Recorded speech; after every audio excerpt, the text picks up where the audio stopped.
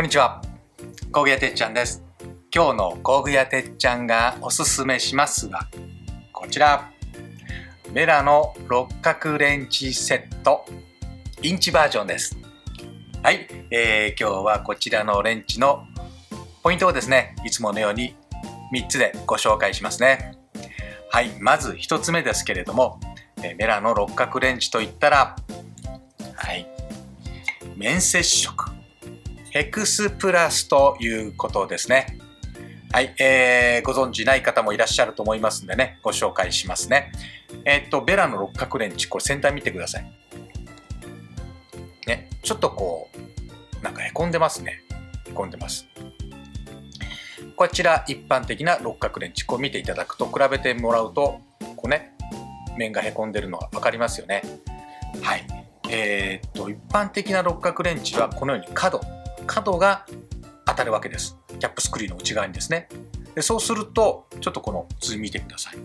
角でキャップスクリューの内側を削ってしまうことがあるわけですね。でしかも点で当たりますから、力のかかり方もね、変わってきます。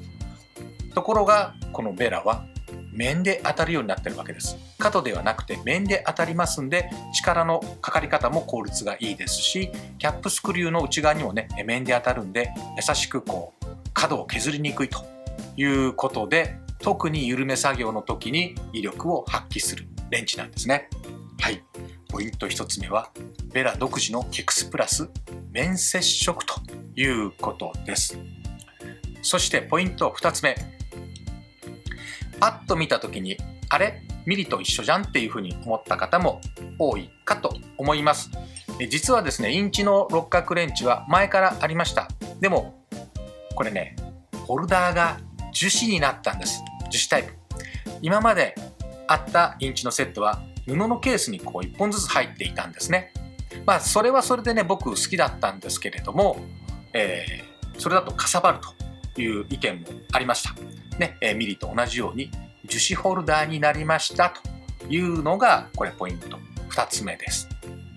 そして3つ目、ね、3つ目なんですけれども、よく見てください。銀色です。ね、はい。これね、メッキではないです。はい。ステンレスなんですね。ステンレスのインチのセットになります。どういうところでステンレスを使うかということなんですけれども、一般的にステンレス、ステンレスのネジに対してはステンレスの工具を使いましょうということなんですね。ステンレスのネジに鉄の工具を使ってしまうと、その鉄粉がついてしまって、そこからもらい錆の原因になったりします。例えば公園のベンチなんかね、木で止まってますけれども、そこに使っているネジなんかがステンレスのネジなのに何かこう錆がついているような、あれは鉄の工具で締めたりすると、やっぱりそこから鉄粉でもらい錆ということになるわけですね。ステンレスのネジは錆びて欲しくないところで使いますんでね、そういう時にはやはりこのステンレスの工具を使うのがいいかと思います。はい、ポイント3つ目はステンレス製ですということですね。そして最後になってしまいましたけども、入り組みですね。こちらのセットの入り組みはこんな感じ。はい、64分の5から8分の3まで9本、ね、入っております。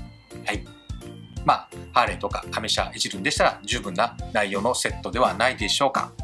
ね、こちらの商品はファクトリーギア各店と通信販売で購入できます。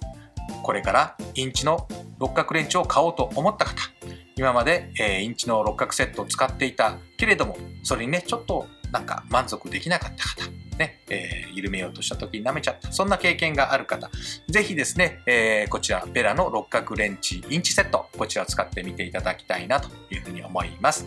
ということで、今日の工具屋てっちゃんがおすすめしますはベラのインチの六角セットでした。